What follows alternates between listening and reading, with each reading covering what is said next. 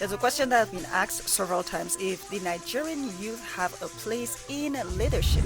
If you ask any reasonable young man in this country, all they are yearning about is corruption one, corruption two. During that time, a whole lot of young people wanted to vie for positions. All of a sudden, in 2023, the number dropped. Right. What happened? Nigerians go around bringing down their country, hoping that it will get better. How? Any senator that won an election under Labour Party has no 1 million. Whatever it is that was happening with regards to the conversation, and do not forget, Peter Obi spent a lot of money. Why I was shocked was this is coming Yeah. from people that doesn't give shit. Yeah, we are the last generation. Everybody under us do not believe in the system.